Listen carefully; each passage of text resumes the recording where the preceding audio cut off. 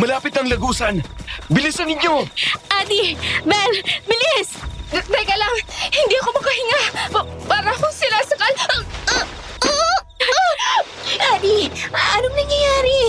Dali, tulong! Adi! Diyos ko po! Anong nangyayari?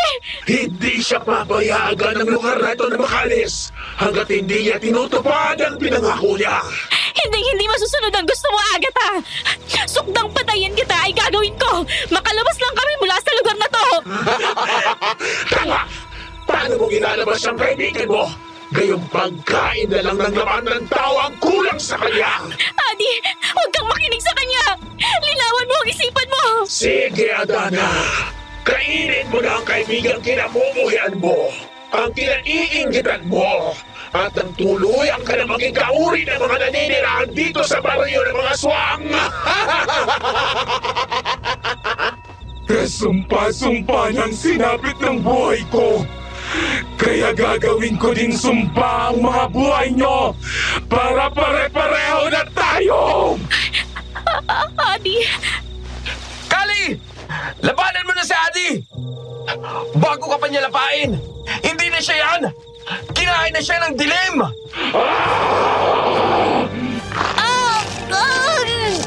Kali! 300 metrong lagusan. Yan ang kaibiyang tunnel na nasa Margondon sa ilalim ng Mount Pico del Oro na nagdudugtong sa Ternate at Nasugbu. Isinaayos noong 2009, binuksan sa publiko ng 2013 at idineklarang no tourism zone noong 2021. Bakit nga ba hindi lalagyan ng limitasyon? Gayong bukod sa ginawa ng tambayan ng mga kamoting mahilig mag-Superman speed ride, naging paksa din ito sa mga usapin ng katatakutan. At ang katatakutang yon ang mismong dahilan kung bakit ginusto ng aking mga kaibigan na subukin ang hiwaga ng kaibiyang tunnel noong 2015. Dear Aswang Diaries and Madam Venus, isang malamig na umaga sa inyo mula sa summer capital of the Philippines, ang Baguio. Ako po si Kali Jana, pero tawagin niyo na lang akong Kali. 2 linggo na lang at malapit na ang araw ng mga patay. Dumayo ako ng Pakdal Baguio para ihatid ang orders ng handmade items na gagamitin para sa isang Halloween event. Ngayong panahon na naman ng takutan at mga hamunan ng tapang, hindi ko maiwasang hindi maalala ang isang mapait na karanasan na dinanas ko sa kamay ng mga pinagkakatiwalaan kong tao. Simulan natin sa petsang April 4, 2015, gabi ng high school reunion namin. Mukhang tutuloy talagang ulan na to. Panay na ang kulog at kidlat. Masara na nga itong compartment ng motor ko. Uy, buti na lang. Kumasya ang mga gamit ko. Makalakad na. Ha? Hindi naka-record sa phone book ko. Sino naman kaya ito? V's Handmade Accessories. Paano po namin kayo matutulungan? Hello, Kali! Si Bento. Gamit ko ang cellphone ni Matoy. Gulat ka, no? Uy, Bel! Kumusta? Nakabalik ka na pala. Kumusta ka dyan, bruhang to? Matagal na ako nakabalik. Ikaw lang itong hindi namin mahagip. Kakatampo ka, ha? Buti pa si Matoy, alam ang number mo. Samantalang kami ni Agi ng mga kaibigan mo, hindi. Naging kliyente ko kasi si Matoy sa handmade business ko. Yung mga paper beads. Ginamit ng misis niya na souvenir sa mga events. Teka, ano bang atin? Bakit ka napatawag? Wala naman. High school reunion lang naman ang batch natin. At wala ka dito. Ay, ngayon ba yon? Ay, sorry, nakalimutan ko. Ang dami ko kasi inaasikaso eh. Bawi na lang ako next. Hoy, Kalijena! Buang-buang ka. Huwag kang makasabi-sabi na next time, ha? Humabol ka dito, ha? Kung hindi, sasabungyatin ko yung ibaba mo. Hoy ka din, Jonabel. Huwag kang nananawag ng buong pangalan. At para sa kaalaman mo, gustuin ko mang humabol para makita kayo ni Adi. Hindi ko magagawa. Nasa Maragondon ako ngayon. Bigla akong nailayo ang cellphone mula sa tenga ko. Nakinig ako sa paligid. Iiling-iling akong napakabit balikat. Iniisip kong nagkariringgan lang ako. Pero nung ididikit ko na ulit sa tenga ko ang cellphone, nakarinig ako ulit ng mga kaluskos sa damuhan na malapit sa akin. Sinulyap-sulyapan ko ang dako na pinanggalingan ng ingay, pero wala akong nakita. Pero pakiramdam ko may nakatitig sa akin. Tapos nung humangin, nakaamoy ako ng parang nabubulok na karne. Napausal tuloy ako ng dasal na naririnig ko sa lolo ko. Domini Patre Secularum. Amen. Ay, ano kaya yung sumusunod na yun sa akin? Nakakatakot naman. Kali! Yung Kalijena! Kami na over! Ano tayo kaya nito sumagot? Kausap ko nga pala si Belle. Hello? Ayun! Nandito pa ako. Sabi ko, pakiulit kung nasan ka.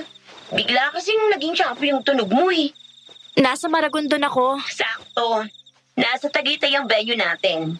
Pag-aalas 7 pa lang oh. Aabot ka pa ngayong gabi. Sa may Santa Rosa, Tagaytay itong villa. Sa Kaibiyang Tunnel ka na dumaan para less than 2 hours lang ang biyahe mo. Malapit ako noon sa sinasabing tunnel ni Belle. Tanaw ko mula sa kinatatayuan ko. Never pa akong nakadaan doon mula nang buksan yun sa publiko. Takot kasi ako. Dahil balitang may mga lokong motorista na ginagawang venue for drag racing yung lugar. Isa pa, balitang may mga multong nagpapakita sa sinasabing tunnel. Kaya kaugalian ang bumusina ng tuloy-tuloy sa kabuuan ng paglampas sa tunnel para maiwasan ang anumang pagpapakita at makaiwas sa aksidente. Hello, Kani! Ano na?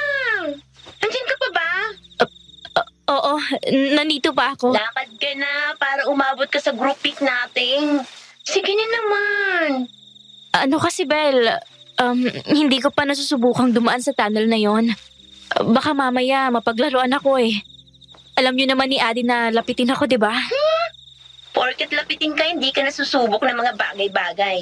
Hoy, Kali, daan lang naman yun eh. 300 metro. Saglitan lang yun sa motor. Haking gawin, di ba? Ayaw mo ba kami makita ni Adi? Gusto, syempre. Kayo lang naging kaibigan ko noong high school.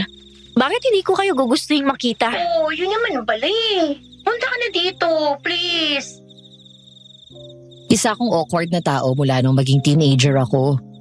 Wallflower din ko may tuturing dahil hindi ako yung uri ng tao na marunong makihalubilo. Kung di pa ako nalapitan na Belle at Adi nung second year high school kami, hindi ako magkakaroon ng kaibigan. Mula noon naging super close kami hanggang sa mag-college. Nagkahiwa-hiwalay lang kami nung mag-decide kami na i-pursue ang napili naming mga mitiin sa buhay. Napahinuhod ako ni Belle sa punta ka dito please niya. Kaya naman pagkatapos ng tawag namin lumarga na ako para gawin ang sinasabi niya. Pagsapit ko sa nasabing tunnel, nakahinto ang karamihan sa motorista at siklista. Isang lalaking nakapulang helmet na nakaangat ang visor ang tinanong ko. Excuse me, bakit nakahinto ang mga tao dito? May aksidente ba?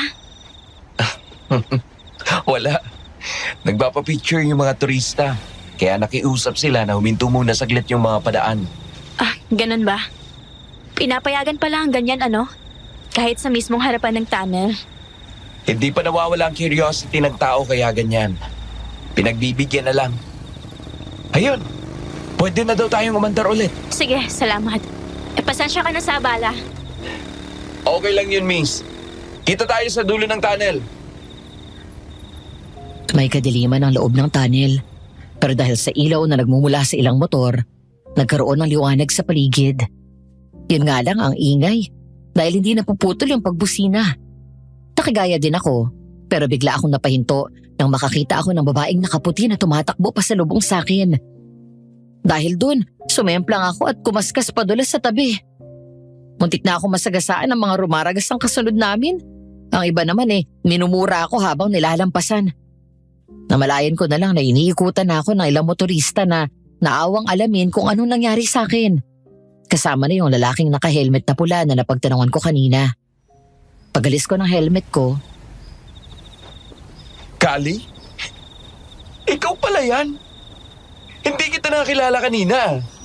Ha? Kilala mo ako? Oo naman. Teka, mag-aalis ako ng helmet. Oh, Tanda mo na ako? CJ! Ikaw pala yung napagtanungan ko kanina. Salamat sa pagdamay sa kanya.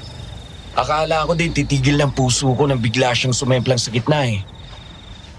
Magkakilala kami, di ba, Kali? Oo, tama yon. Batchmates kami nung high school.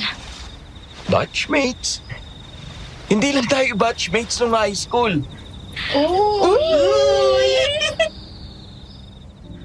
Dahil sa sinabi ni CJ, inulan kami ng tuksuhan ng ibang riders.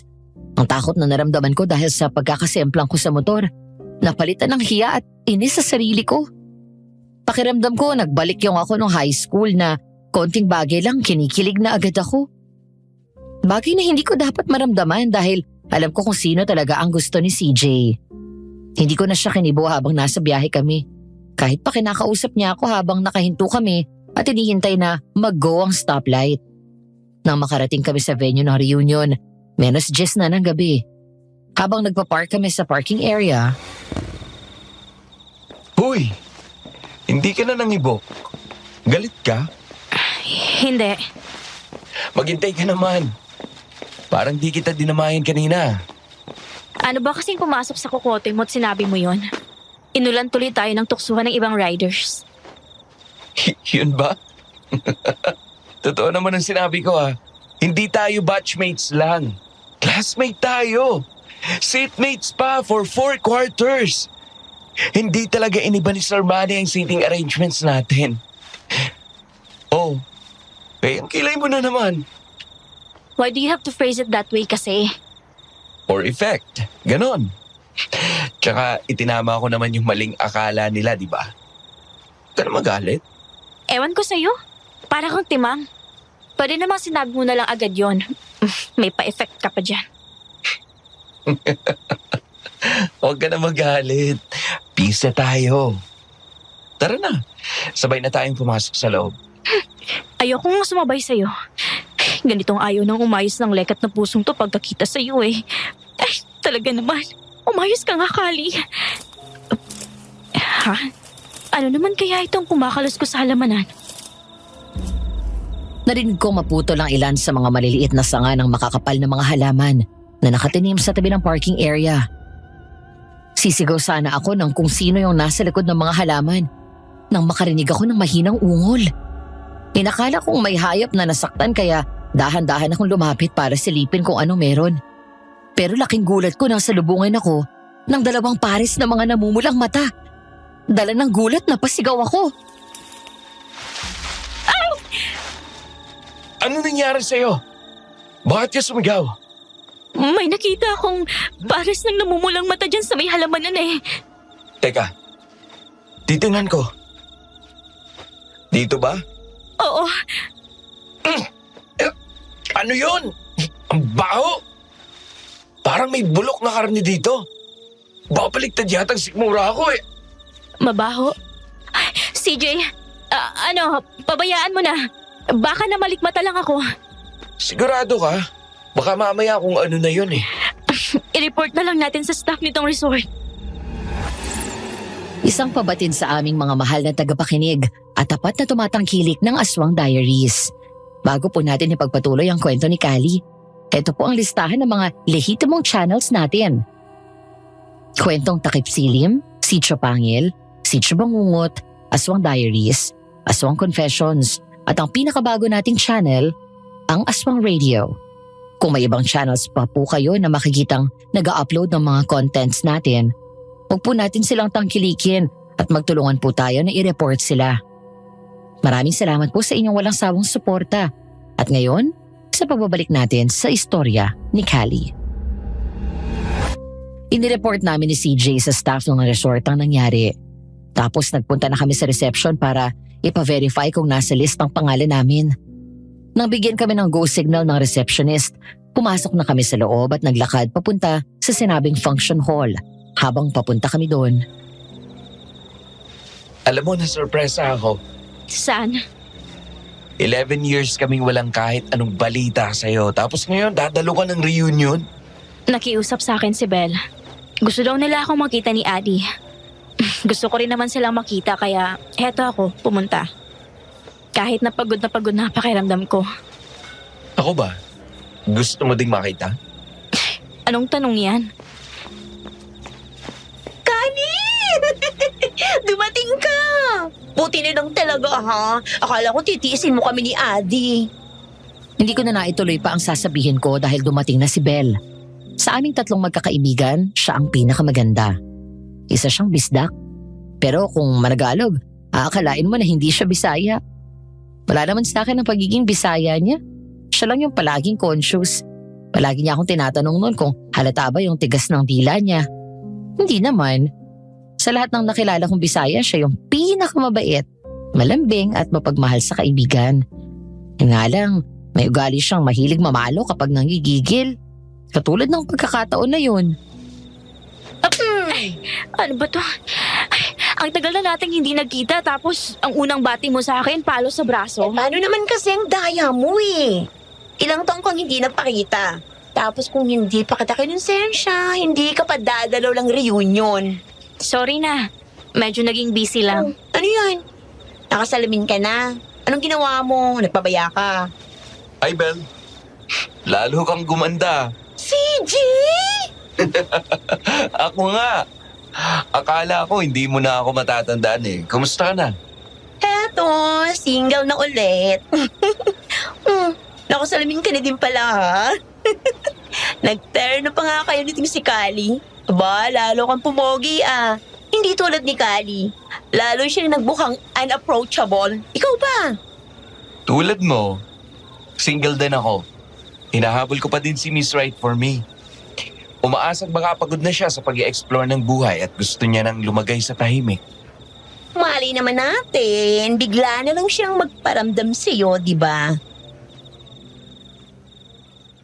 Wish ko lang ako yung Miss Right for me niya. Pero hindi eh. Dahil si Belle yun. At nandun ako na parang timang na pinakikiramdaman ng pakiramdaman ng dalawa. Pasimpleng inipit ni Belle ang buhok niya sa tenga niya habang namumula ng bahagya ang pisngi niya.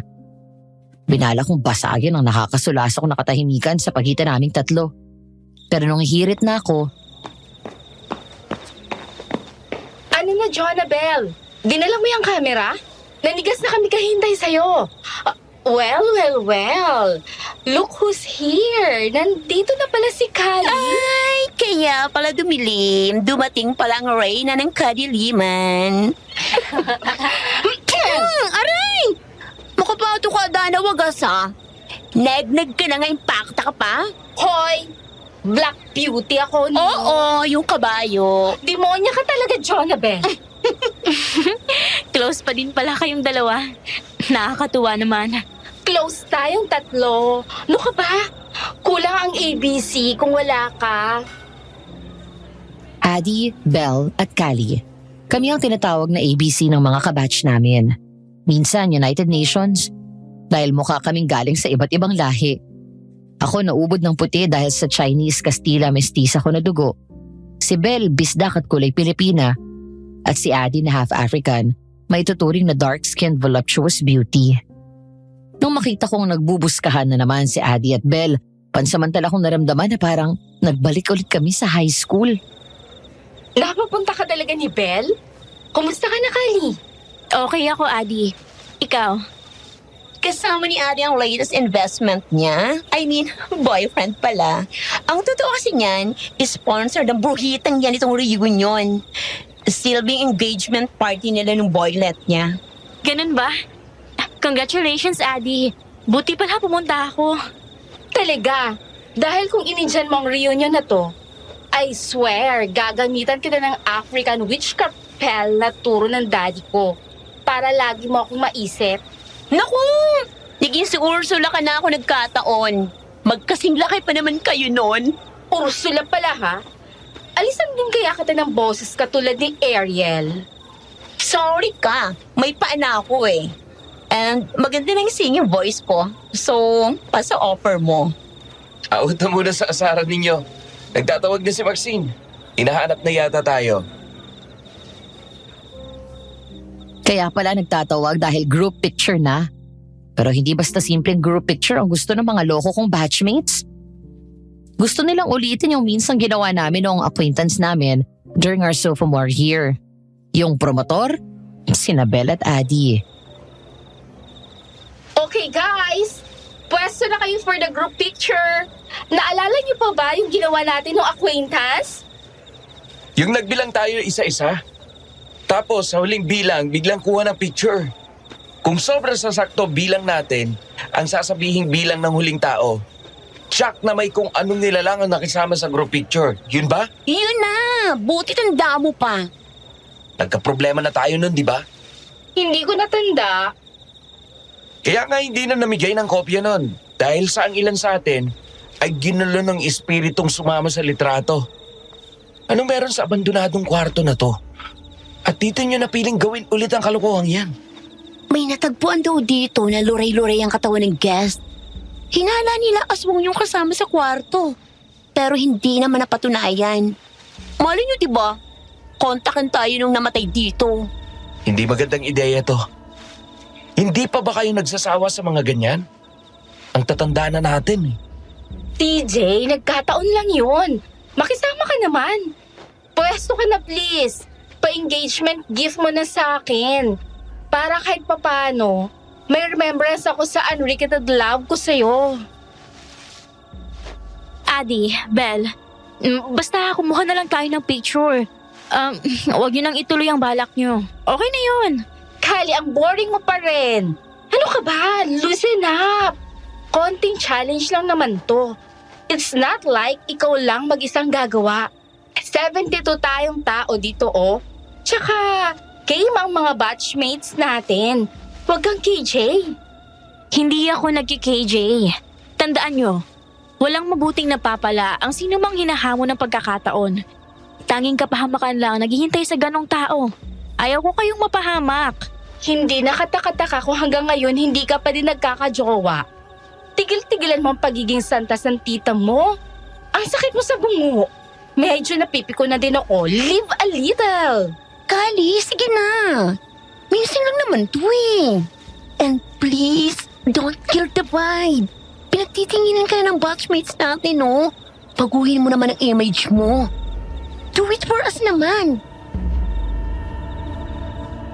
Masakit, Madam Venus. Sa tagal naming magkakaibigan, hindi pa din maintindihan ng mga kaibigan ko kung bakit ako ganoon. Madalas kapag may naisip silang mga mapangahas na gawain, palagi akong nagpapaalala at sinisikap kong pigilan sila. Pero kahit kailan hindi naman nila ako pinakinggan. Lagi ding si Addie ang pinapanigan ni Belle. Kapag nakipagtalo ako, nakaugalian na nila akong tawaging boring o kaya KJ. Pero ganun pa man, nagpapasalamat pa rin ako na kinaibigan nila ako. Sa ganong isipin, laglag ang balikat na pumwesto ako sa may likod. Tinabihan ako ni CJ, pero sumiksik sa pagitan namin si Belle at Addie at pinagitnaan nila siya. Simulan natin sa front row. Pakaliwa. Jane, magbilang ka na.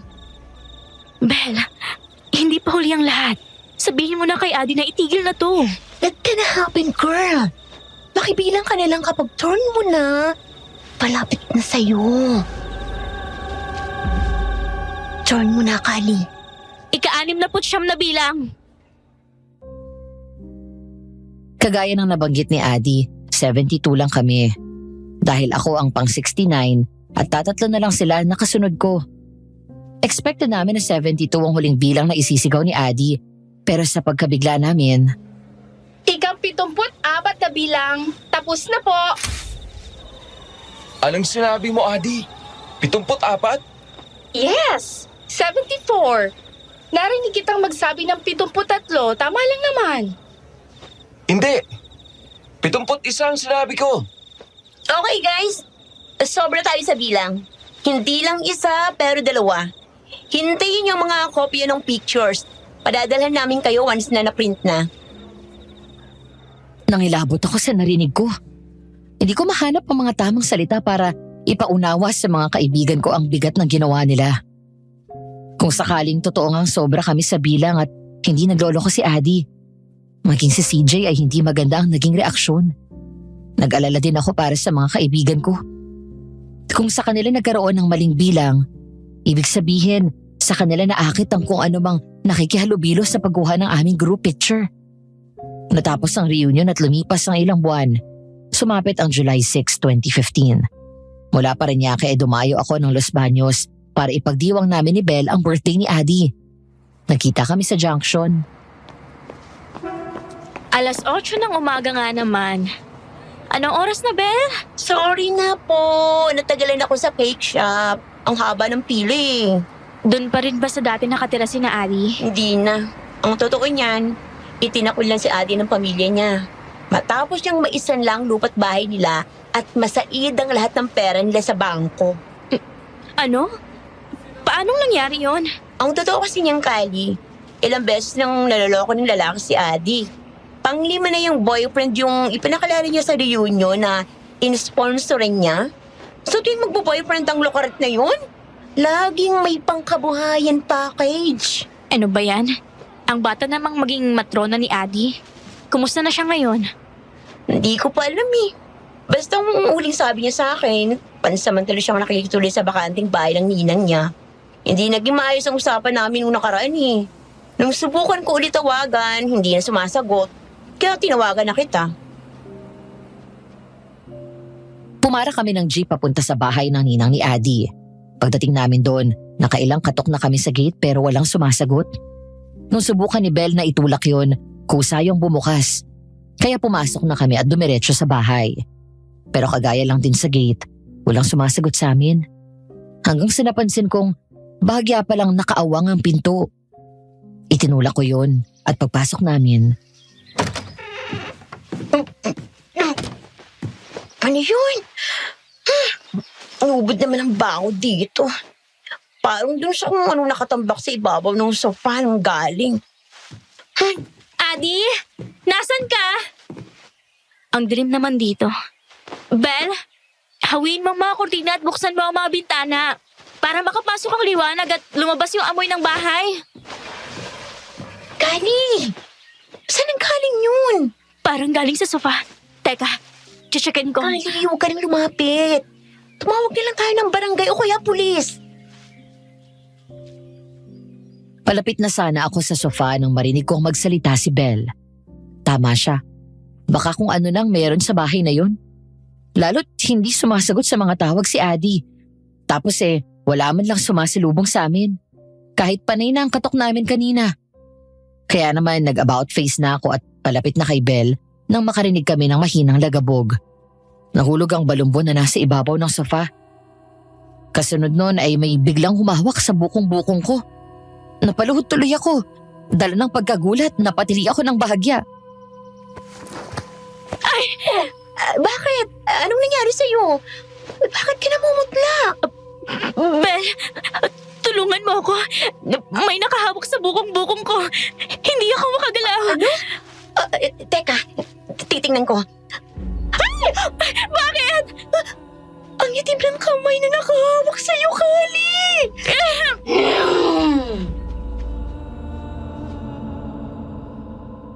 Nung marinig namin na biglang may dumaing, sabay kaming napatili ni Belle ng tuluyan.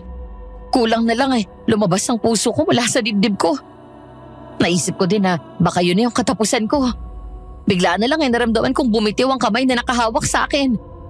Kasunod nun ang unti-unting paggalaw ng balumbon. Animoy may gustong lumabas hanggang sa... Bakit bang ingay nyo? Adi! Huwag kayong sumigaw, minamigraine ako. Anong nangyari dito? Parang ulbuan ng baboy tong lugar mo. Anong nangyari? Hindi ko alam kung anong nangyari.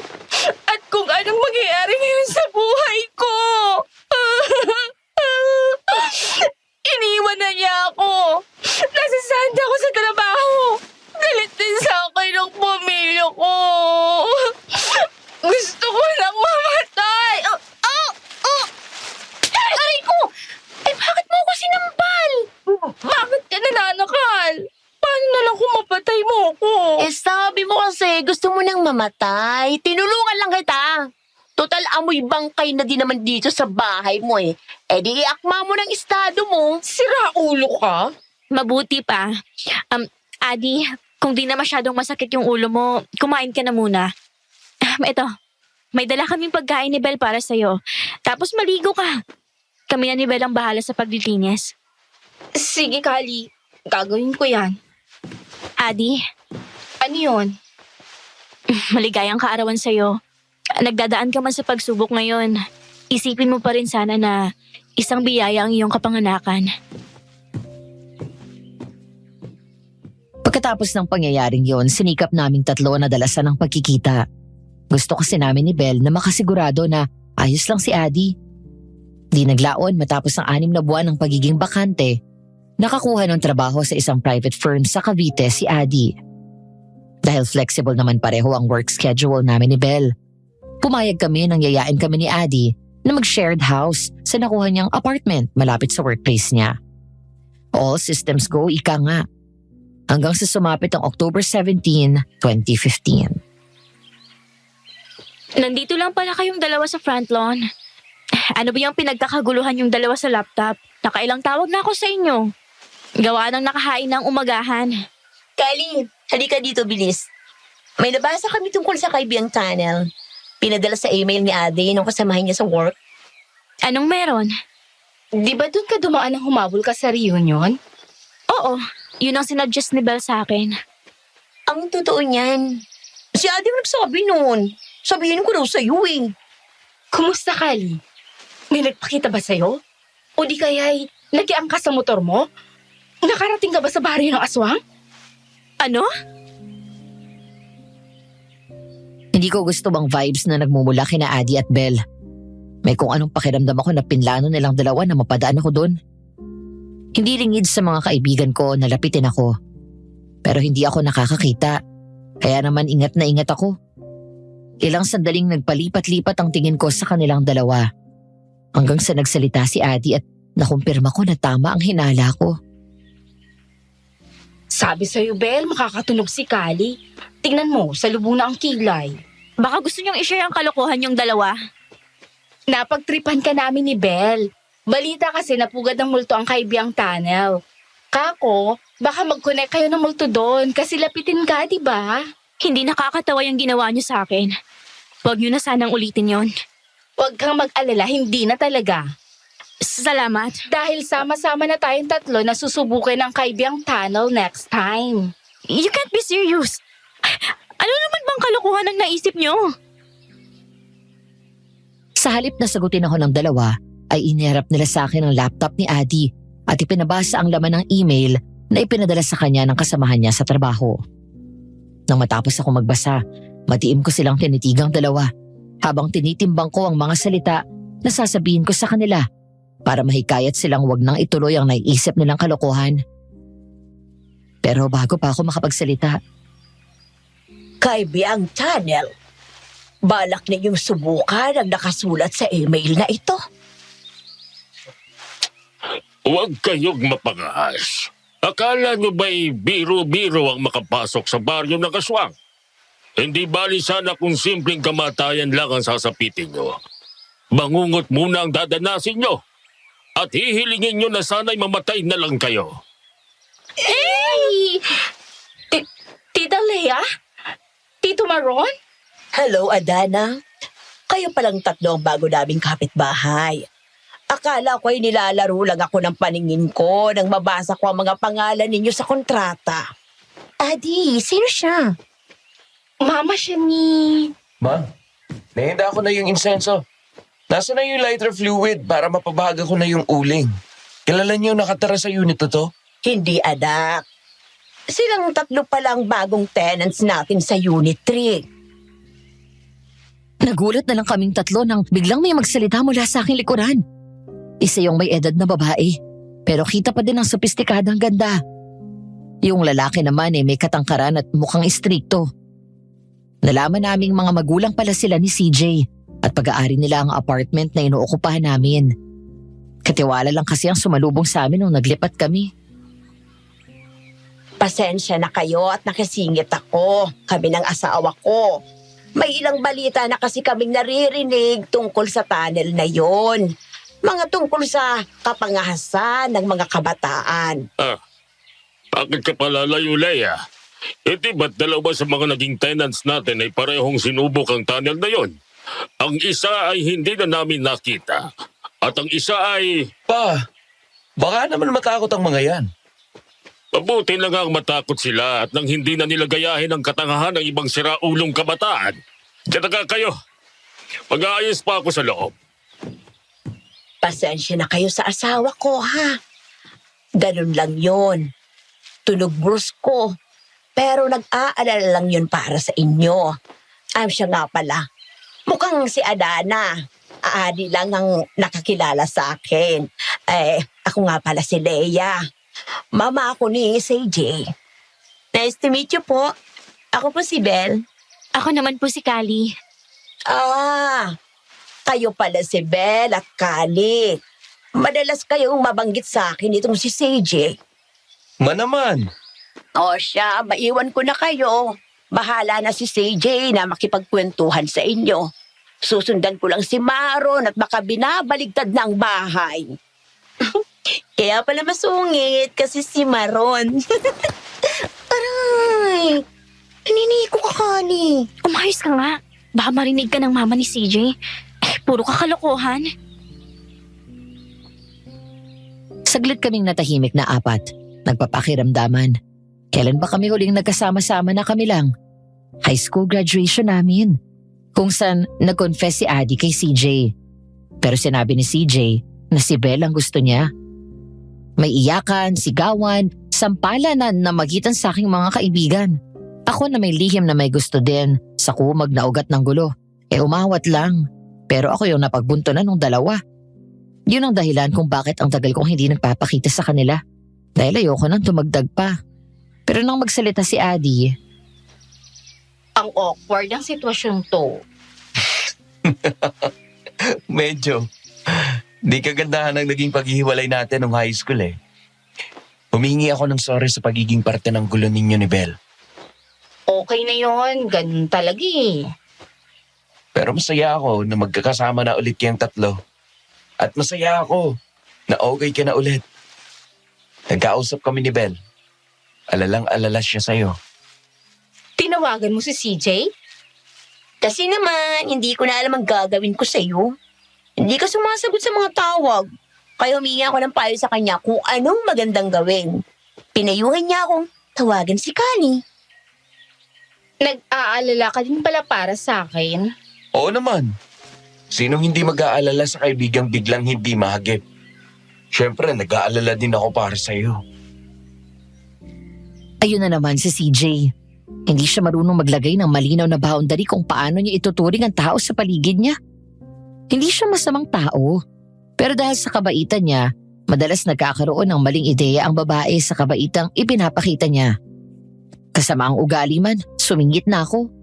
Bago pa kung saan mapunta yung usapan. Tungkol dun sa sinasabi ng parents mo kanina, anong nangyari sa tenants nyo? Yung nasa units 2 and 4? Oo, tama. Ang totoo niyan, kaya ayoko sanang pumunta sa reunion na inisponsoran nitong si Adi. Tenant namin yung nakitang wasak ang katawan sa kwartong inabandonan na nung resort na yon. Ala, nakakatakot naman. Paano ang nangyari? Ikikwento ko sa inyo.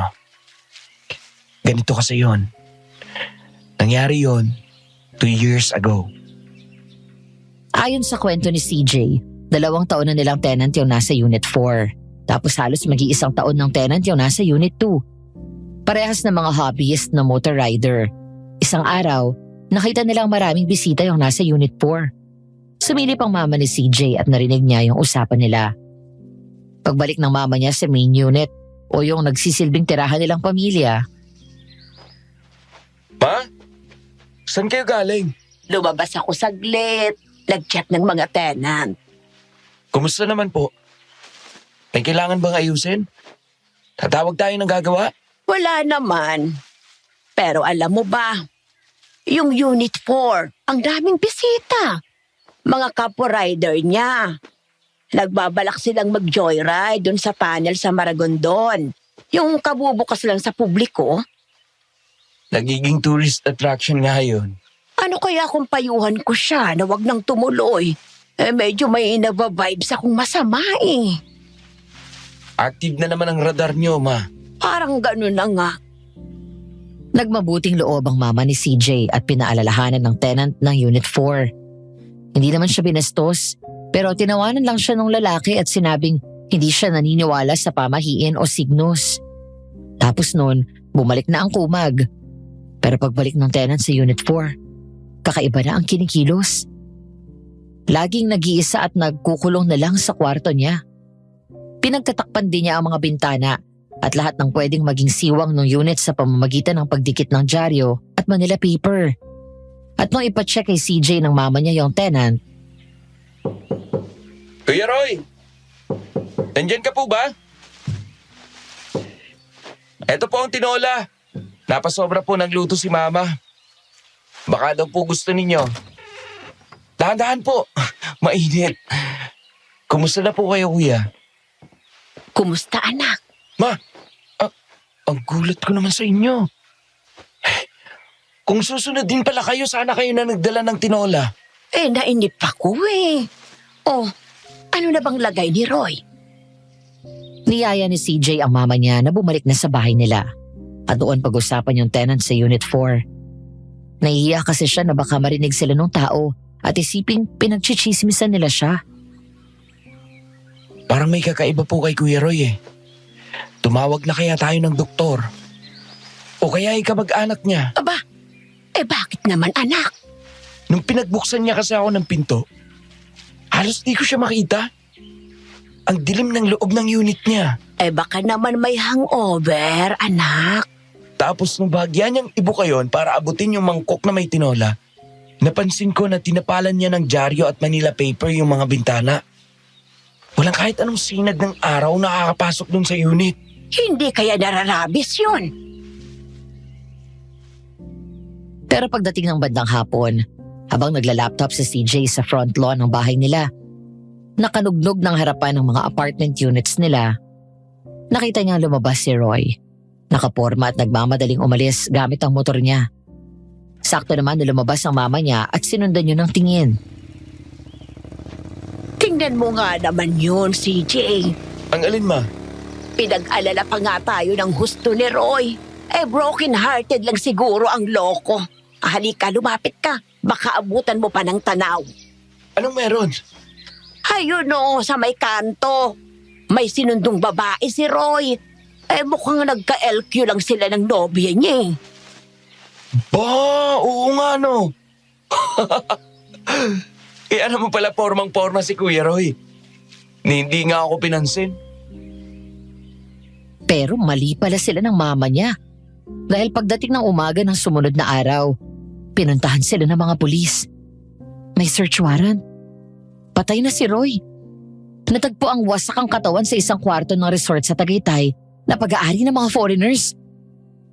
Dahil ayaw ng may-ari ng kahit anong masamang balita na maikokonekta sa resort nila, nagpakawala ang mga yon ng malaking suhol na tinawag na donasyon para sa news blackout. Nang buksan nila ang unit na tinutuluyan ni Roy at nang matapos maghalughog ang mga pulis, Sige po, sir. Tatawag po kami kung may maalala kaming detalye. At kung sakali man po na may makita kami dito habang nag-aayos kami, itatawag namin kaagad sa inyo. Ano daw ma? Huwag muna natin galawin. Pwede naman daw linisin. Nagawa na daw nilang lahat ng kailangan. Ay, ano kaya nga nangyari kay Roy? Hindi ko akalaing ganito ang gagawin niya sa unit. Ang laki ng ipapaayos natin.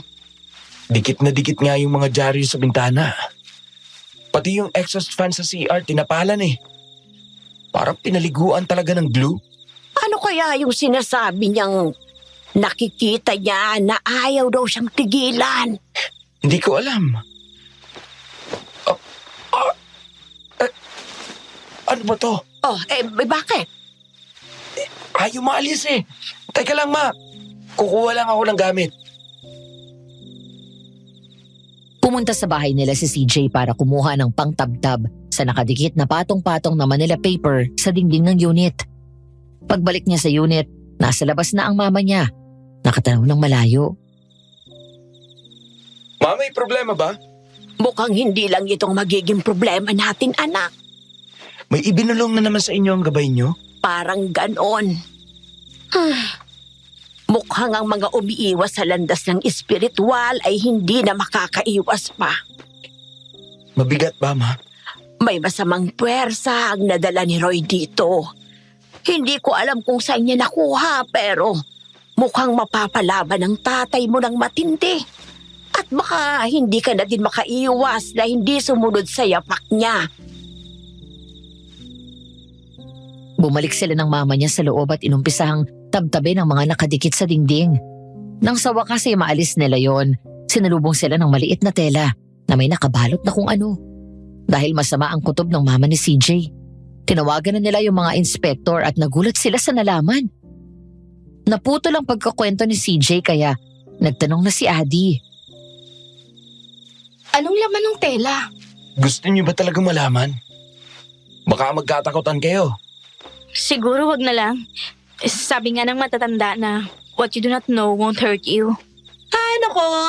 Hayaan na naman si Maning Kali. Kung ayaw mong marinig, bahala ka. Pero kami ni Adi, gusto namin. Sabihin mo na CJ. Nagkwento ka na din lang naman eh. Kumpletohin mo na. Buto daw ng panga ng tao. Tama si CJ. Nagkatakutan na nga kami. Hindi na nakapagtanong pa ng follow-up question sina Adi at Belle tungkol sa Unit 4. Nag-effort si Belle na ayusin ang mood. Iniba niya yung usapan. Tinanong niya yung tungkol naman dun sa tenant ng Unit 2. Pero sa halip na makatulong, tumagdag pa yun sa isipin namin. Si Unit 2. Call center agent yun sa Makati. Nagmumotor siya back and forth. Araw-araw. Minsan, nagpaalam yun kay mama na a-attend ng blind date. Inireto daw siya ng mama niya. Tapos, naging weird din siya. Hindi siya nakarating sa date niya sa Tagaytay. Nabigla na lang kami nang nagpunta dito ang nanay niya. Huli daw nilang usap yon. Nung papunta ang anak niya sa date. Nagbiro pa daw na sa kaibiyang tunnel dadaan. That's Interesting. creepy ang sasabihin ko. Nakita ba siya afterwards? Hindi. Hanggang ngayon hindi pa rin siya nakakita. Kahit ang motor niya. Baka naman ginagawang urban legend na lang yun. Para lalong pagkaguluhan yung daanan. Bawat alamat ay may kakabit na katotohanan. Kaya kung ako sa inyo, pakinggan nyo ang babala ng pamilya namin sa inyo. Huwag kayong maging mapangahas at subukin ang misteryo ng lagusan na yon. At subuking marating ang baryo ng aswang.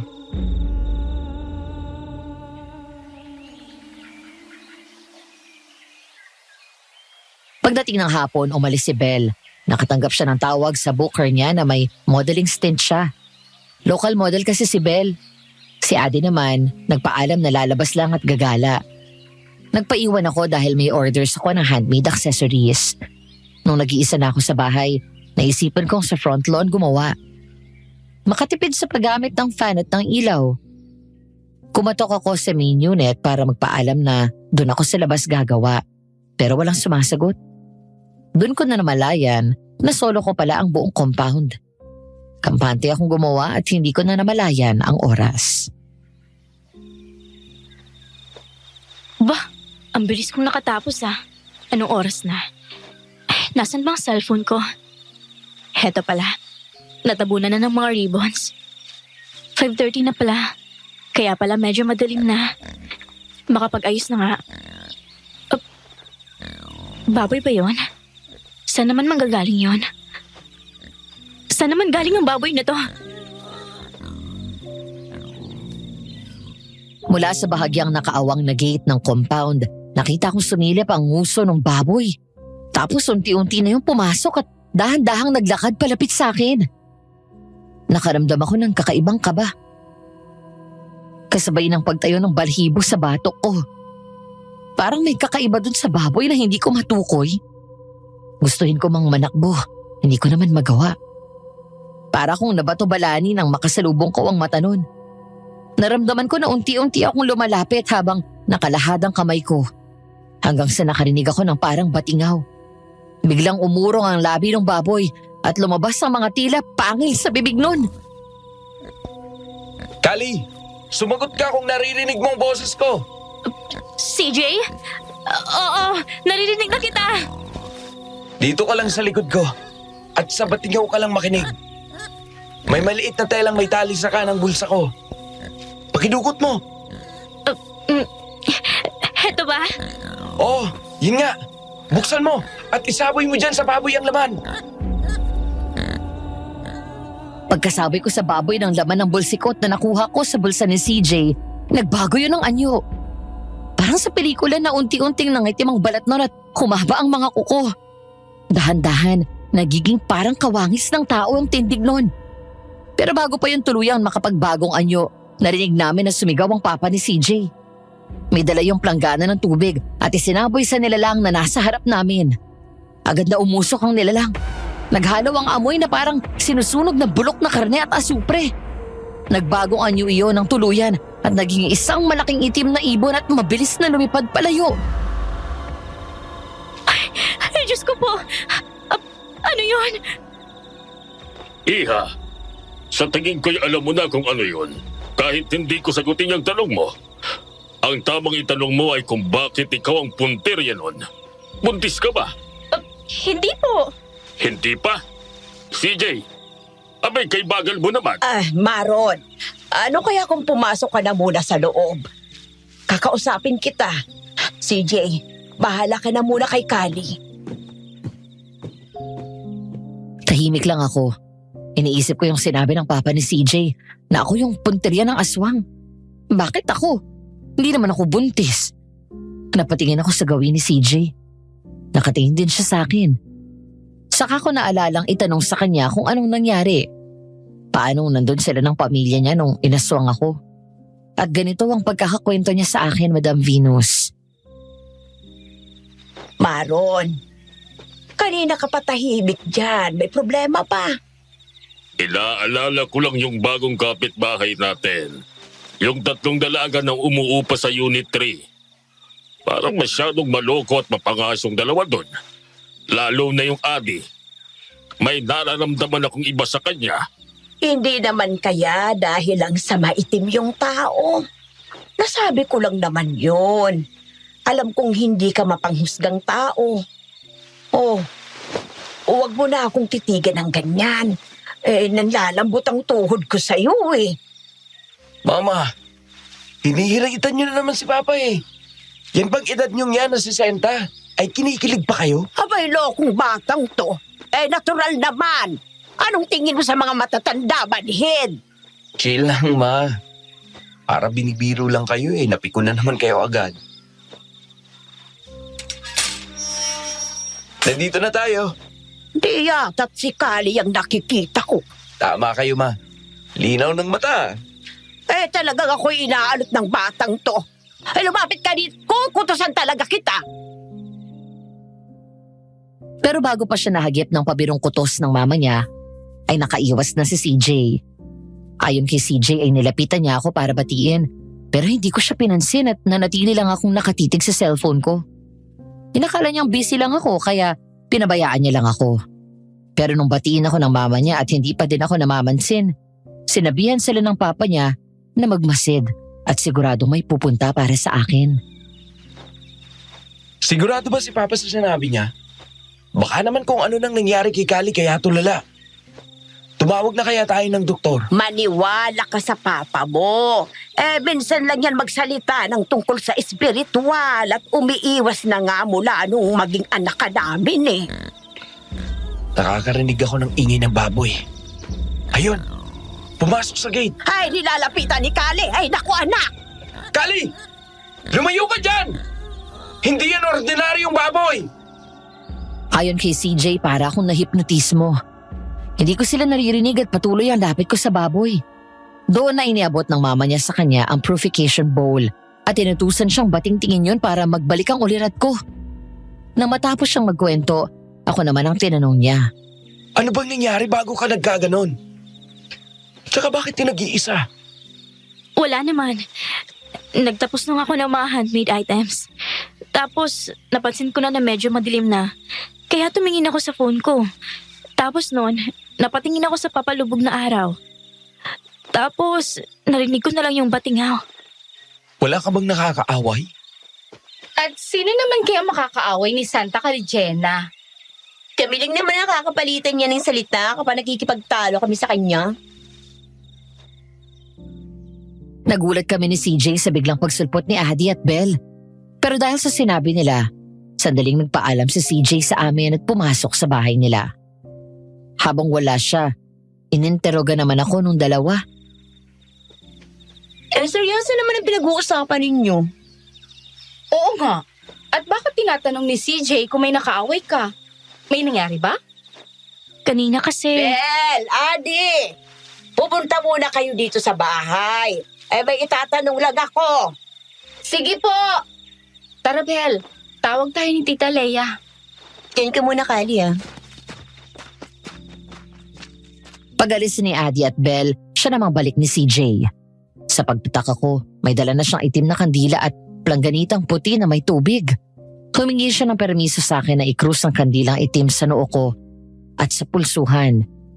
Pagkatapos ay pa-cruise niyang binuga ang buong binyagang pangalan ko sa kandila ng 3 ulit bago niya sinindihan at itinirik sa harap ng planggana na nakapatong sa harapan ko. Para saan yan?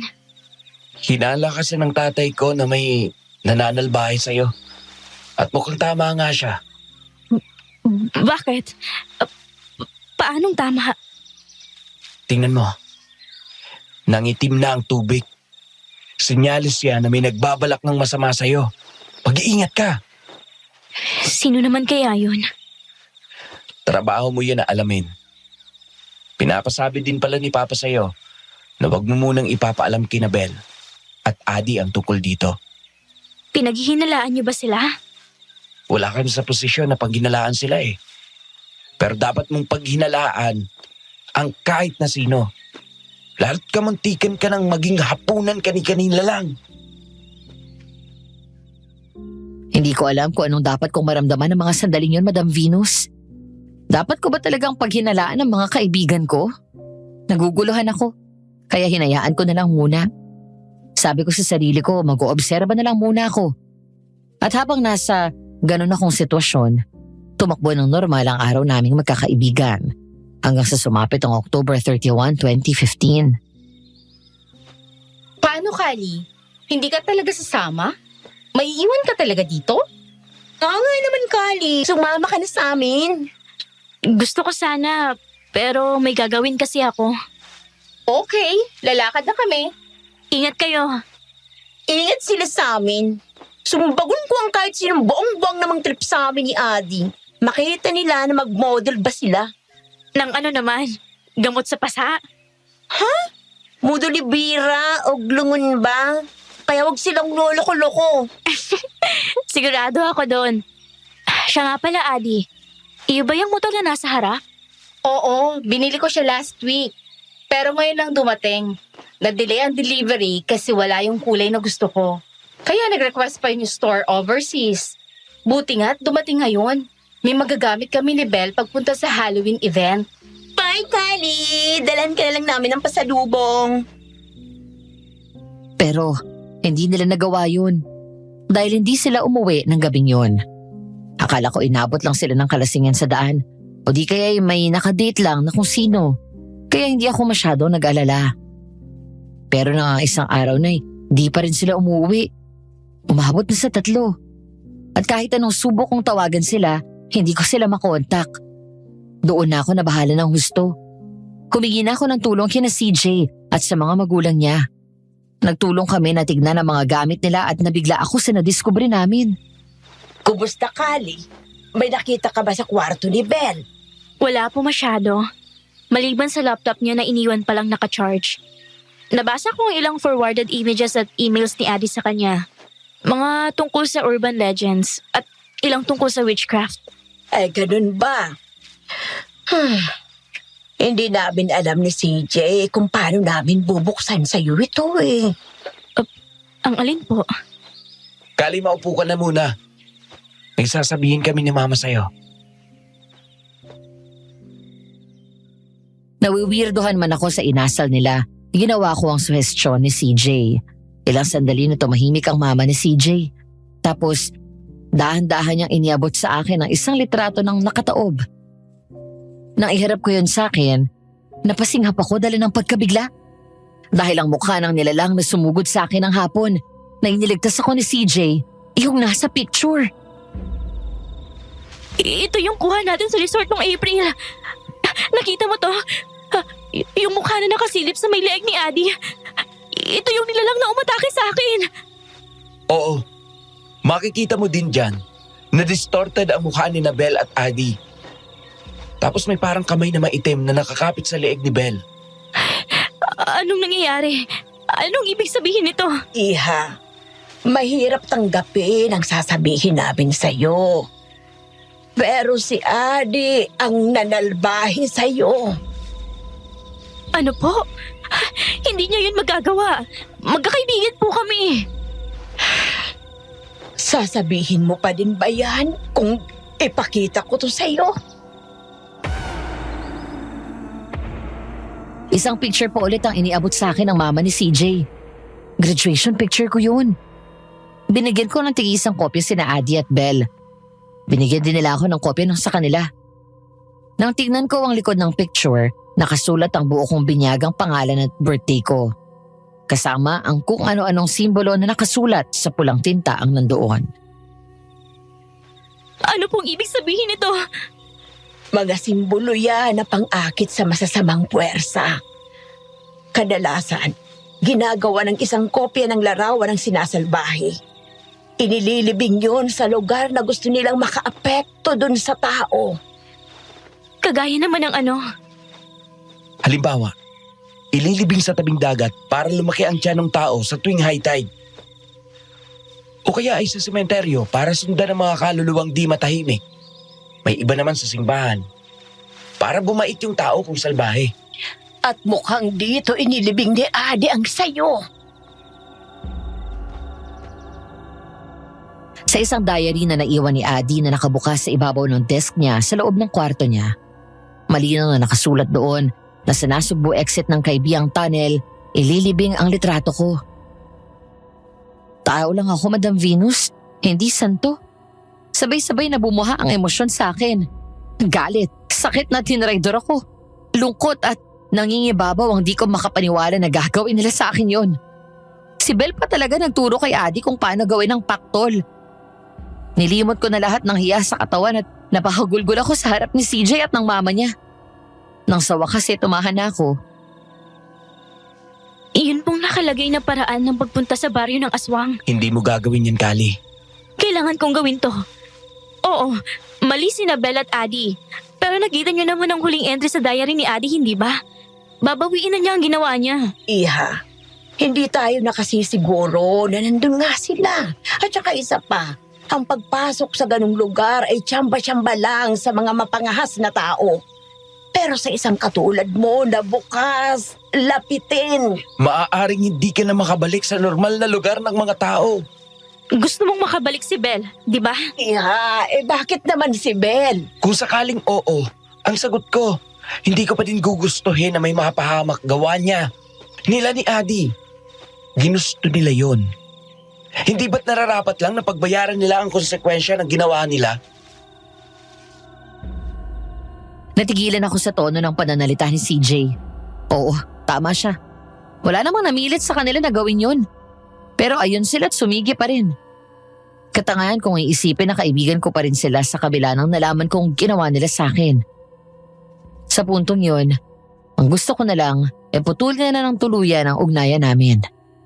Pero kung gagawin ko yun, gusto ko wala ng loose ends. Dahil ang tiwalang nasira na hindi na maibabalik pa.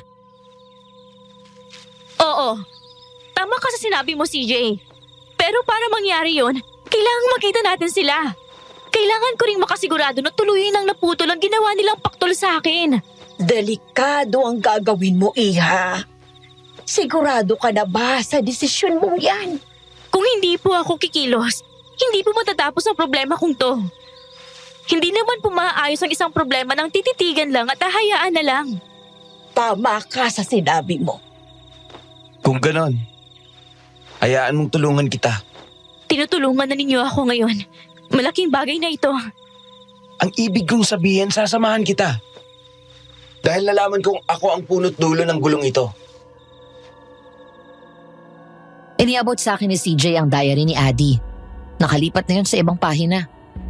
Isang entry na kailan may hindi ko inaasahang papasok sa isipan ni Adi.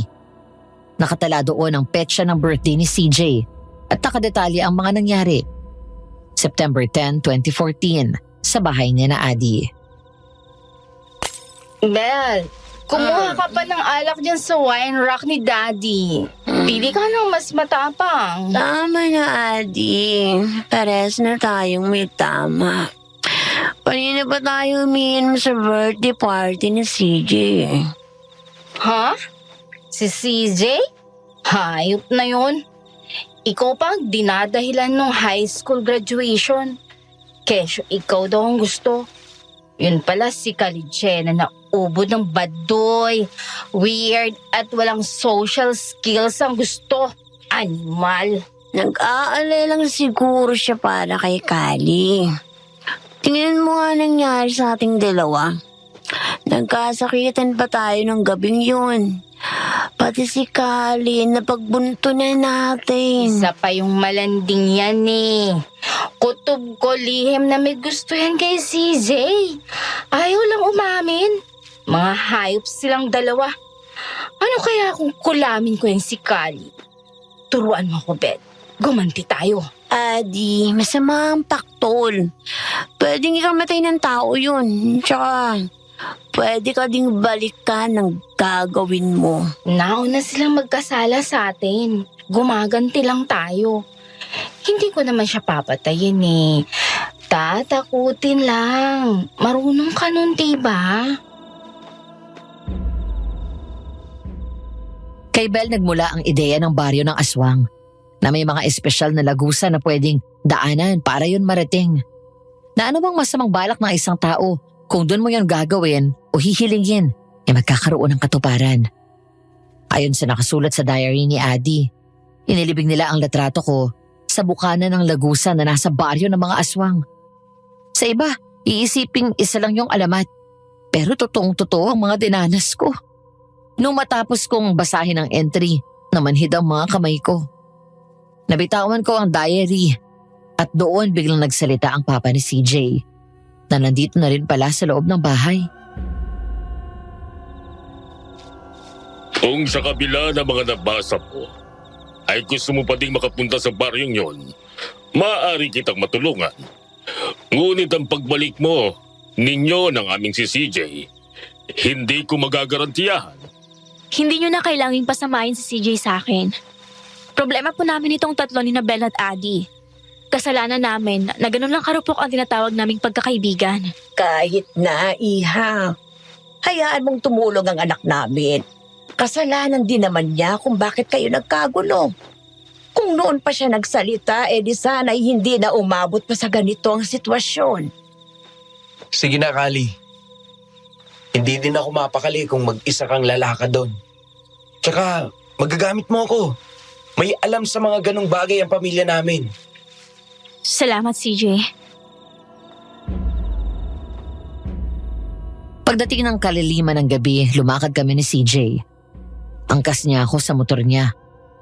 Binaybay namin ang lagusan ng sinasabing daan sa baryo ng Aswang. Baon ng babala, pangontra at paalala ng kanyang mga magulang. Tumulak na kami. Ginawa namin ang lahat ng taliwas sa dapat gawin upang maging ligtas. Hindi kami bumusina at nakiamot lang kami ng liwanag sa mga nakasabay namin. Umusal ng pangungusap si CJ na tulo ng tatay niya at nung lumampas kami ng lagusan. Gumana ba? Hindi ko pa alam. Baka hindi. Nakakarinig pa ako ng mga motor sa di kalayuan eh. Pero bakit wala na tayong kasunod? Tingnan mo oh. Parang tayo lang ang nandito. Ano yun? Parang may kung anong malaking pakpak na parating. Magtago tayo dito sa likod ng halaman. Dali! Pagtago namin, biglang may dinagit na kung ano ang nilalang na dumating. Malapit lang sa aming pinagtataguan. Isang lalaki ang sumigaw ng Tulungan niyo ako! Nakita namin na iangat siya pataas nang dumagit sa kanya. Hanggang sa narinig na lang namin ang nakakapanindig balahibong hiyaw. Namalayan ko na lang na hinawakan ni CJ ang kanang kamay ko. Nanginginig na pala ako ng sobra. Sikapin mong kumalma. Alam kong natatakot ka. Ganun din ako. Pero nandito na tayo eh. Lakasan mo ang loob mo. Dalawa tayo. Oo, pipilitin ko. Diyos ko po, Kali, anong problema? bakit may ganyang ribulto dyan sa bukana ng Lagusan? Talagang nakarating tayo sa baryo ng Aswang. Isang malaking hubad na rebulto ang nakatayo doon. May katawan, bisig at kamay ng matipunong lalaki. Pero ang ulo, binti at paa sa kambing.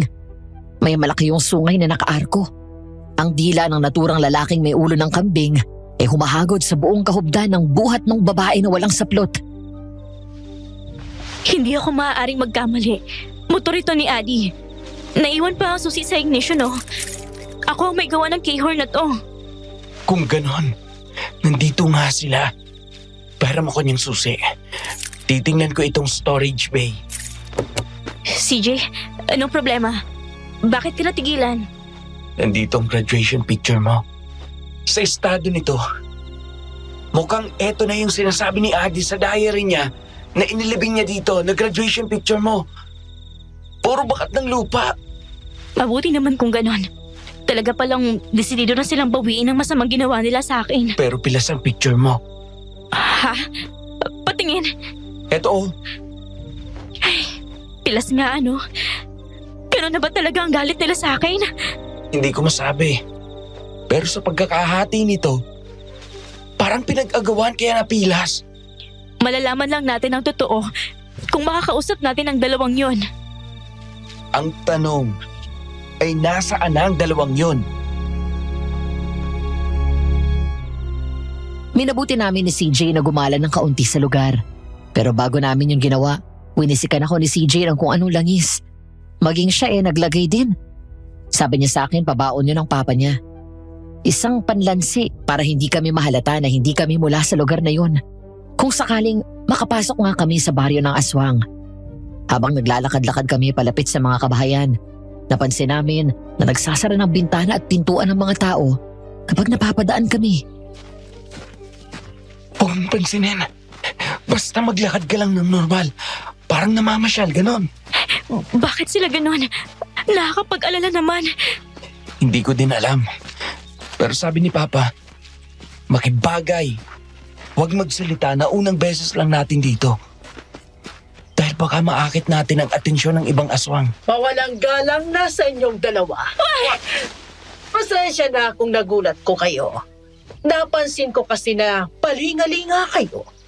Kakoy baka nawawala kayo. Mga dayo ba kayo dito? Hindi ho. Dati po kaming taga dito ng mga magulang ko. Napalipat po kami sa Cavite. Dahil lo sa negosyo ng mga magulang ko. Medyo na-miss ko lang po itong lugar. Kaya dinala ko po itong fiancé ko para mamasyal. Ganun ba? Tamang-tama. May kasiyahan kami mamaya. Mga bandang tanghali ang umpisa. Dumalo kayo. Masaya yun. Bagay na bagay sa magsing-irok na tulad nyo. Nako, hindi na po. Sige po, pupunta po kami. Pagkatapos naming mamasyal. Kapag may kailangan kayo, nandun lang sa may dulo ang bahay ko. Yung may malaking puno sa harapan. Kasama ko sa bahay ang aking mga anak. Matutuwa ang mga yun kapag binisita nyo kami. Salamat po sa imbitasyon. Hayaan niyo po at dadaan kami sa inyo. Tawagin nyo na lang akong Aling Agatha. O paano? Diyan na kayo. Hihintayin ko kayong dumaan sa amin. Nang umalis yung Ali, agad na hinawakan ni CJ ang kamay ko at marahang pinisilyon. Gamit ang mga mata niya, sinenyasan niya ako na lumakad na kami. Nang makaliko kami sa isang pakurbang daan. Pasensya ka na sa sinabi ko dun sa Ali. Ginawa ko yun para magmukhang kapanipaniwala kung bakit tayo nandito. Nauunawaan ko. Ano nang gagawin natin ngayon? Mag-obserba. Sa tingin ko na may ligtas tayo hanggat hindi pa lumulubog ang araw. CJ, parang may humihingi ng tulong. Hindi tayo pwedeng makialam. Panabay kaming napabaling ni CJ sa pinanggalingan ng hiyaw. Pasimple naming pinasok ang talahiban at patalungko naming tinawid ang kahabaan nun. Dahan-dahan kaming gumalaw hanggang sa maging malapit ang tunog ng pagdaing. Marahan naming hinawi ang talahib at isang nakakakilabot na eksena ang aming nasaksihan. Isang aswang na babae ang lumalapan ng sikmura ng isang lalaki.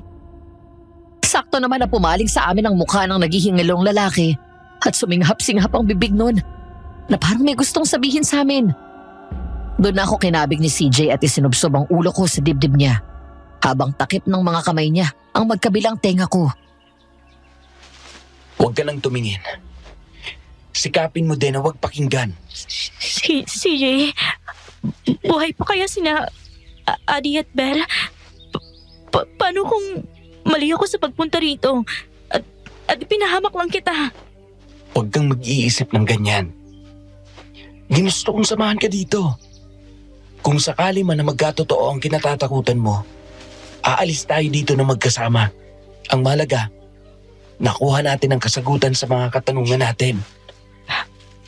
May parating.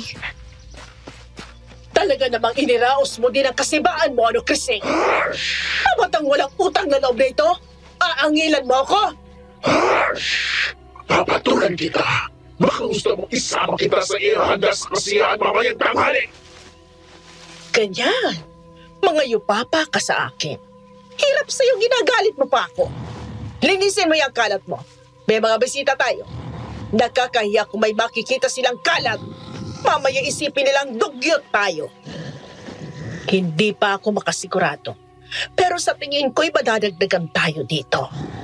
Kaamoy natin sila.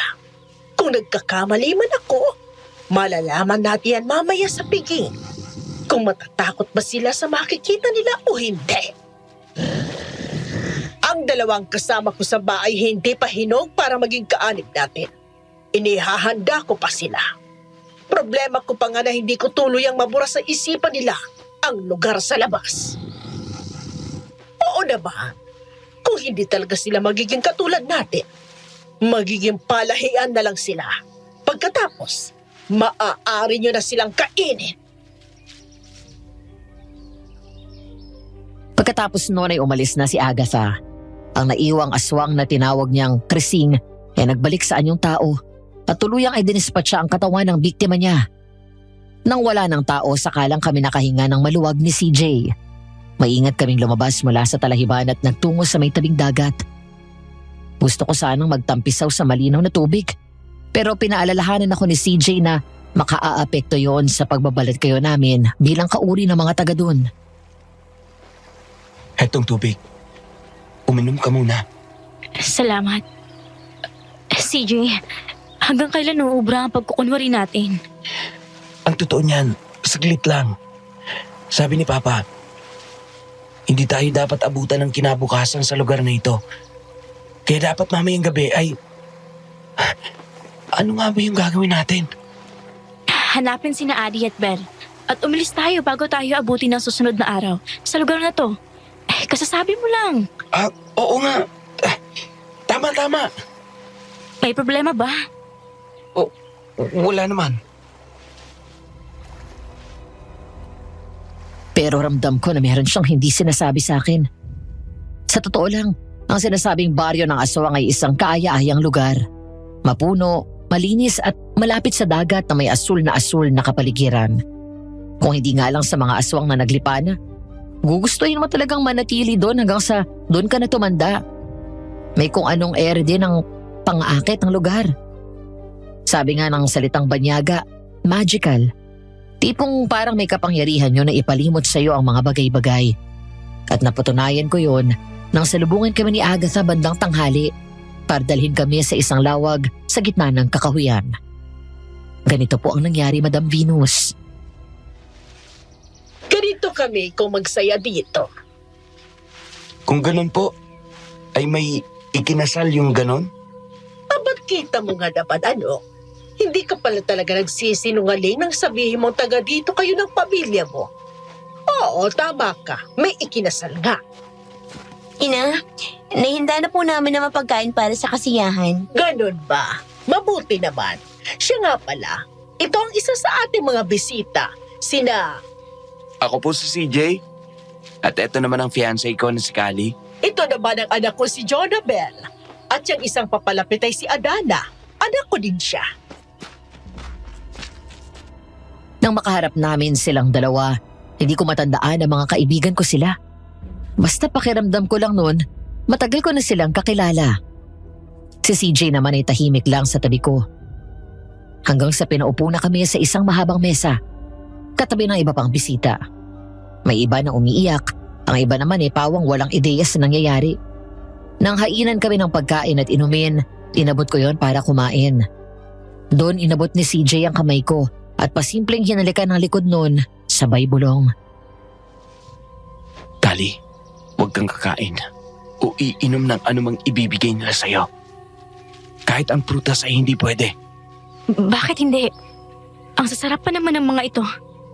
May halong laway yan ng aswang. Etong plastic. Ilagay mo ito sa kanlungan mo. Tapos, kunwari kumakain ka, pero pasimple mong itapon sa plastic na yan yung pagkain. Ako na bahala sa pagtatago. Sige. Siya nga pala, CJ. Yung dalawang babaeng ipinakalala sa atin, na anak ni Agatha. Parang kilala natin sila. Hindi ko lang matandaan kung saan. Seryoso ka ba dyan sa sinasabi mo? Diyos ko po! Anong nangyayari? Hindi ko na nasagot si CJ. Napasinghap na lang ako at napasigaw. Dahil ang ibang bisita ay inatake ng mga taong nakidalo sa handaan. Napuno ng tilian, hiyawan at daing ng pagmamakaawa ang paligid. Nang ibabaw ang mga ungol, angil at tunog ng pagkapunit ng damit at laman. Nang akmang titili ako, biglang hinawakan ni CJ ang magkabilang pisngi ko at nagsalubong ang aming mga tingin. Parang lalabas ang puso ko sa lalamunan ko dala ng pagkarimarim sa nangyayari sa paligid namin. Ramdam ko ang panginginig ng kamay ni CJ, pero kalmante ang boses niya nang magsalita siya. Huwag kang sisigaw. Sumama ka sa akin. Kung nanlalambot ang tuhod mo, kumapit ka sa braso ko. Anong gagawin natin? Pupunta tayo dun sa gitna at makikisayaw tayo. Ano? Paano kung atikihin din nila tayo? Hindi nila tayo aatakihin. Basta't huwag kang magpapalata. Nalalambot ang tuhod ko sa takot at pandidiri, Madam Venus. Basa na ng dugo ang lupang nilalakaran namin. Masangsang na din ang amoy ng lansa sa paligid. Maigpit akong kumapit kay CJ habang nagsasayaw kami. Sa pagpaling ng tingin ko, nakita ko sina Adi at Belle na sumasayaw sa malaswang paraan. May kasayaw silang mga anyong aswang na kung saan-saan na lang dumadapo ang mga kamay sa kanilang katawan. Ngunit sa halip na matakot, katakatakang mukhang ligayang-ligaya pa sila.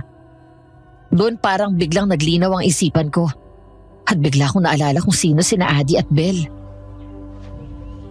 CJ, natatandaan ko na sila Adi at Belle. Mabuti kung ganon. Ano bang nangyayari sa'yo kanina?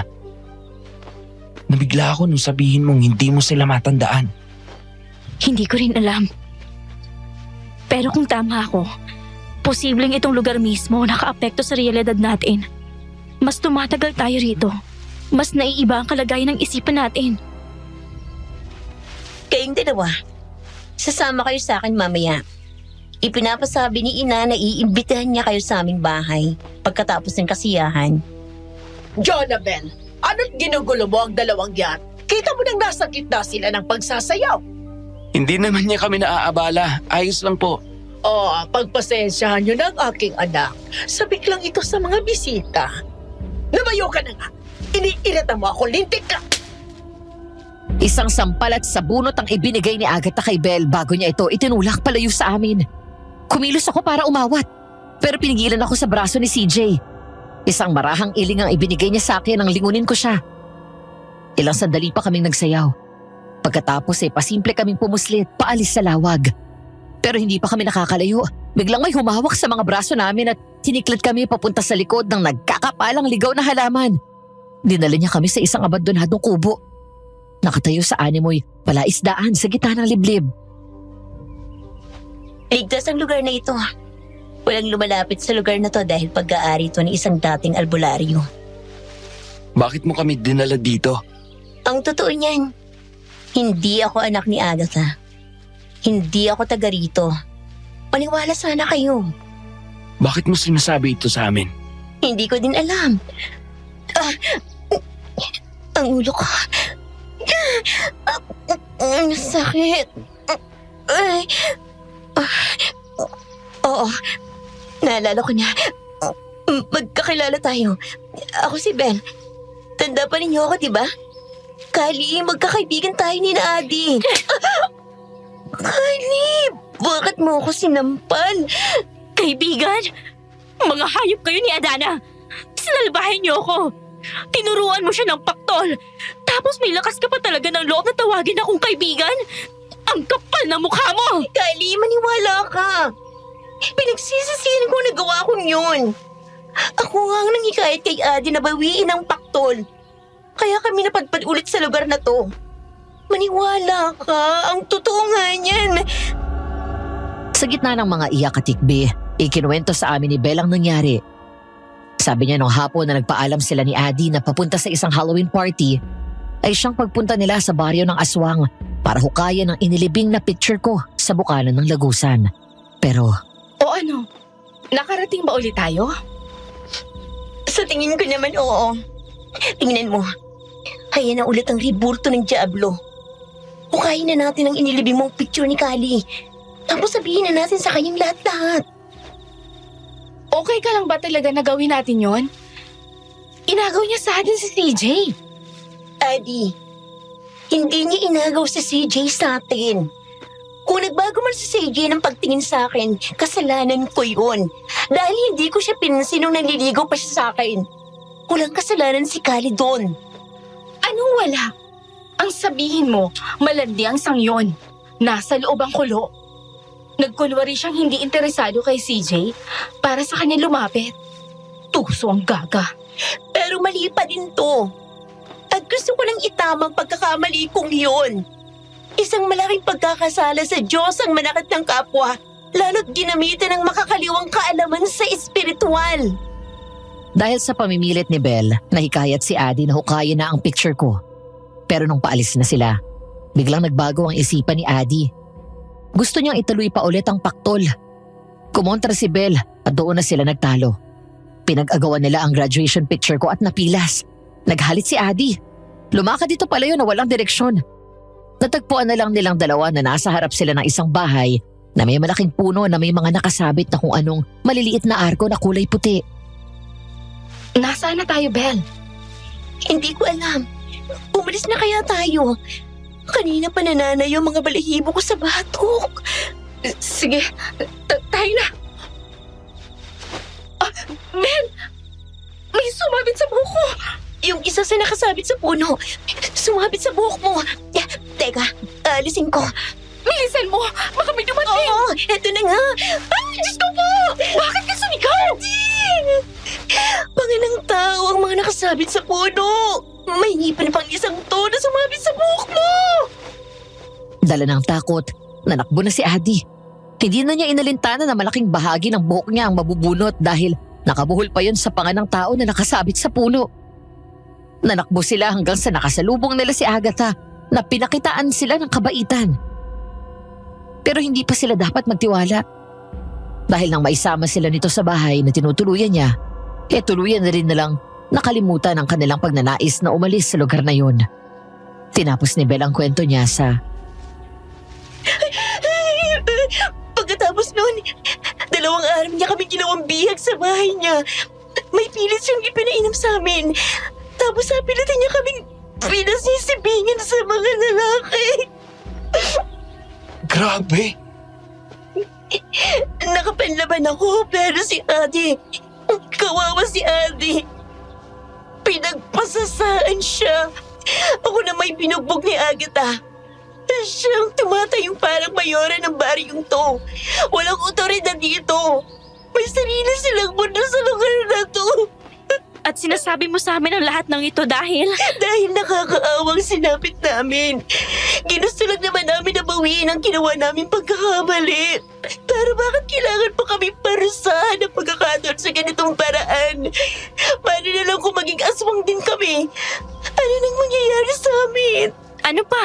Eh di mamumuhay kayo ng katulad nila. O kaya, ay magpapatiwakal na lang kayo. Yan lang bang masasabi mo?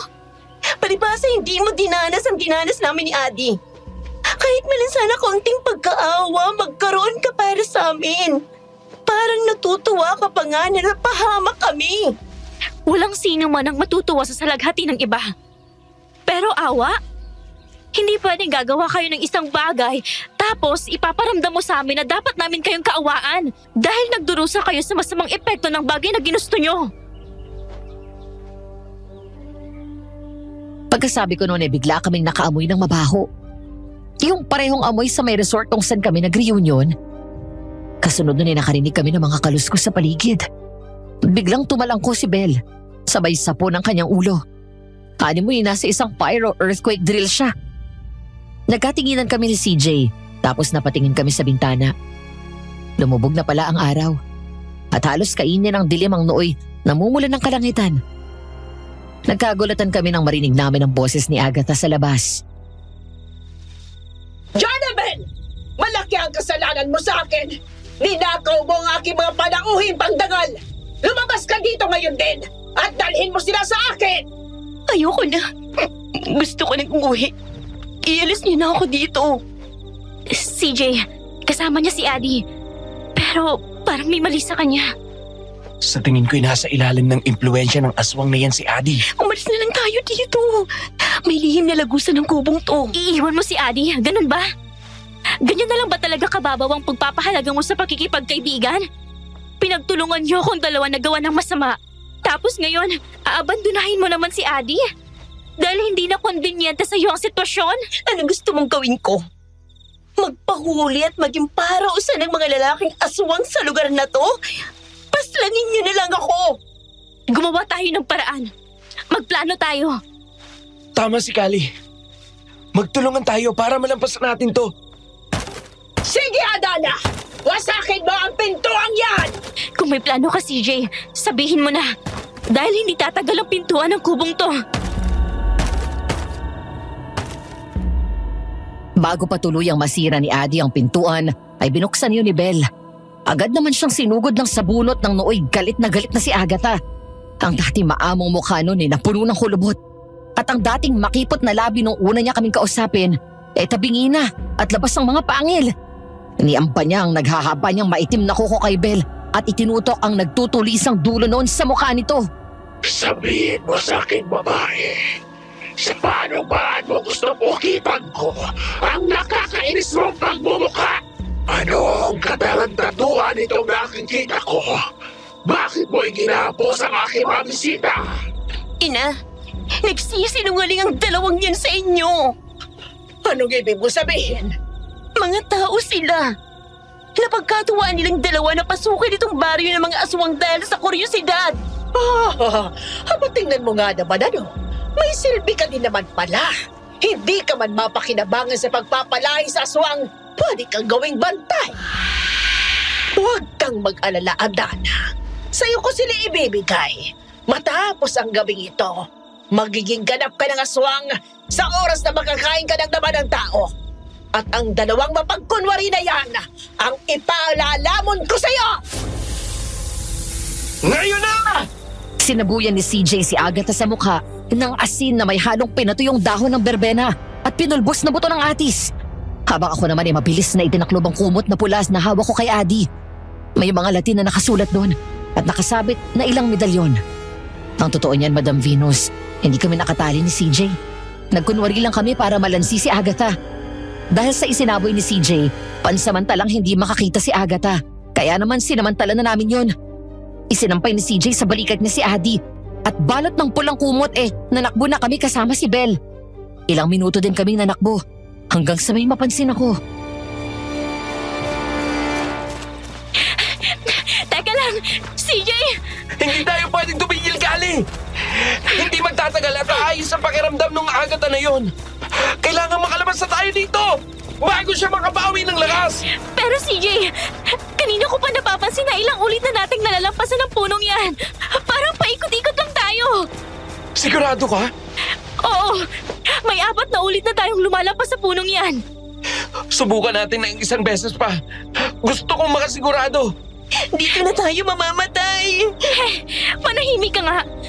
Hanggat buhay tayo at hindi pa tayo nagiging lamang tiyan ng mga aswang, may pag-asa pa tayo. Kaysa nagsasalita ka ng ganyan, tumulong ka sa pag-iisip ng paraan kung paano tayo makakaalis rito. Wala na ako maisip na paraan. Hindi ito na ituro ni na Papa sa akin. Ano kaya kung balik na rin natin ang ating mga damit? Di ba parang katulad lang din ito sa mga natitikba lang? Paikot-ikot lang yung mga nabibiktima. Wala naman sigurong mawawala kung subukan natin. Tumalikod si CJ para bigyan kami ng pagkakataon na baliktarin ang lahat ng suot namin. Nung matapos kami, ipinasa niya sa amin si Adi para siguraduhin hindi yun makakawala sa pagkakabalot sa pulang kumot habang siya naman ang nagbabaliktad ng kanyang mga suot na damit. Sumubok ulit kaming marating ang bukana ng Lagusan paalis sa baryo ng Aswang. Sa pagkakataong yon, nagtagumpay kami. Habang papalapit kami sa bukana ng Lagusan, narinig namin nagsalita si Adi. Inilapag siya ni CJ at inalis namin ang pulang kumot na nakabalot sa kanya.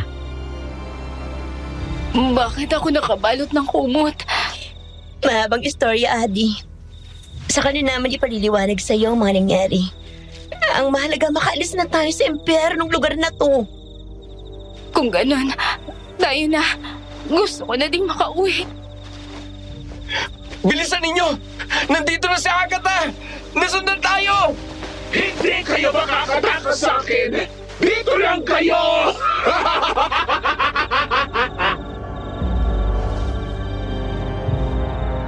Nahagip kami ni Agatha. Pero bago pa niya kami nalapitan, humarang na si CJ sa kanya at pinauna na kaming manakbo papunta sa Lagusan. Pero biglang may nangyari kay Adi. Hindi siya makahinga at parang sinasakal siya. Doon sumigaw si Agatha at sinabing hindi papayagan ng lugar na makaalis si Adi hanggat hindi niya naibibigay ang ipinangako niya.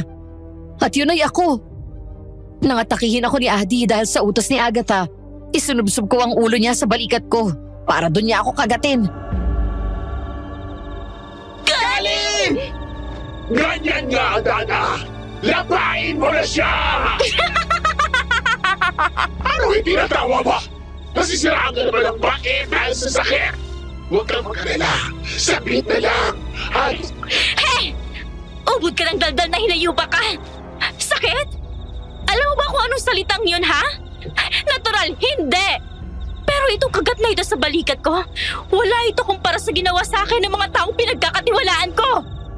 Kali, Ano ito? Hindi ito maaari! Oo, pwede to. Dahil walang ibang kinakatakutang bagay si Adi kung hindi dugo. Hindi nga siya makakain ng dinuguan o ng batchoy dahil sa sobrang takot niya sa dugo. Opo, Madam Venus.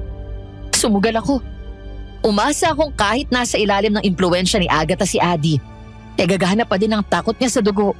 Buti na lang gumana at nanaig ang pagiging tao ni Adi. Dahil kung nagkataon, hindi ko maisusulat at maipapadala sa inyo ang liham kong ito. Habang naguguluhan ang aswang na si Agatha, hindi niya namalayan na nalapitan na siya ni CJ. Mula sa likuran ni Agatha ay hiniklat siya nito sa leeg at iniliyad ang kanyang dibdib. At nang akma na itong sasaksakin ni CJ gamit ang punyal na gawa sa kawayan. Ako nang gagawa. Akin na yung hawak mo. Kali! Mayabang ka, babae! Kapag wala ako dito! At yun ay isang bagay na hindi ko hayaang mangyari. Kung ganon, titigan mo ako sa mata habang ginagawa mo yon. Luwag ka! Hindi na ngayon. Ganti ko yan sa mga panahong hinagad mo ako. Isang uri na din ang awa yan dahil alam kong ginawa mo lang ang tawag na paktol na ginawa ng mga kaibigan kong putik dito sa baryo niyo. Nakakatakot ka! Naging abo si Agatha. Tapos unti-unting nalusaw ang figura niya. Sumama sa hangin na animoy, nagbibigay hudyat sa amin na maaari na kaming makaalis. Habang binabagtas namin ang Lagusan palabas sa baryo ng Aswang, nakarinig kami ng sunod-sunod na alulong. Kung aso o mga kapwa-aswang ni Agatha ang may gawa nun, hindi na namin alam. Dahil nanakbo na kami palabas. Ito yung katakataka. Dahil hindi kami sa Kaibyang Tunnel lumabas nang marating namin ang dulo. Nahulog kami sa dagat. At nang tulungan kami ng mga mangingisda, napag-alamin naming nasa parting Quezon Province kami. Nang makabalik kami sa Cavite, Yun po ang buong pangyayari. Lahat ng sinabi ninyo ni Papa tungkol sa baryo ng aswang ay tama. Muntik ko nang isiping nakapunta na kayong dalawa doon. Ano bang parang ang sinasabi mo, CJ? Dati kaming taga doon. Isa akong batang naligaw sa lugar na yon dahil sa kalikutan mo. Ang nanay mo naman ay apo ng isang magaling na albularyo na umibig sa isang aswang. Kung ganun, may lahi tayong aswang? Hindi anak. Dahil yung lolo ko na yon ay kapatid ng totoong lolo ko. Napapasa lang ako sa kanya nang maaksidente ang aking mga magulang at yung mismong lolo ko. Paano po kayong napaalis sa baryo ng aswang? Si Lolo ang nakapulot dito kay Maro nang maligaw siya sa baryo ng aswang. Pinalaki siya ni Lolo. At nung nasa hustong gulang na kami, tinulungan niya kaming makatakas mula sa lugar na yon. Ganun pala? Pero nabigla ako sa sinabi nitong si CJ sa ginawa mo, Kali. Ang tapang mo.